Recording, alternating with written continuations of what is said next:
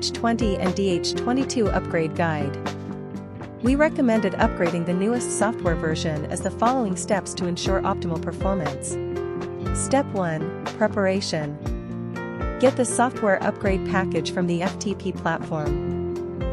Log into the DH22 FTP account, suser29, and download the corresponding upgrade package. Note that it is not allowed to skip major versions during an upgrade. For example, version B1.3 cannot be directly upgraded to B2.4. It must need to be upgraded to B2.0 first and then to B2.4. Unzip the downloaded package.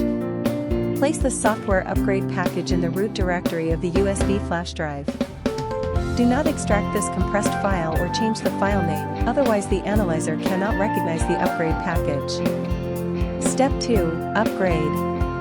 Turn on the analyzer and login service account.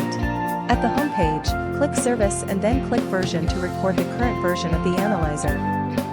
Insert the USB drive into the analyzer.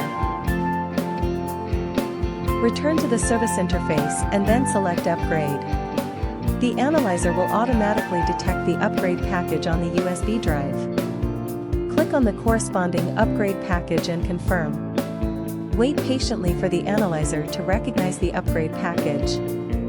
Confirm the upgrade and the analyzer will automatically complete the upgrade process.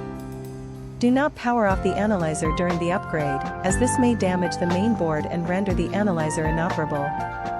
During the process, you can view the program information. What if the upgrade is successful? The message "Upgrade Successful" will be displayed. What if the upgrade fails? Please take a photo of the information displayed and send it to Dymind service engineers. After completing the upgrade, to shut down the analyzer and remove the USB drive. Step 3. Verification. After shutting down, wait for 30 seconds to 1 minute before restarting the analyzer. Log in and click Service at the home page and click Version. Check the current software version and ensure it matches the information provided in the software release notes. Thank you for watching.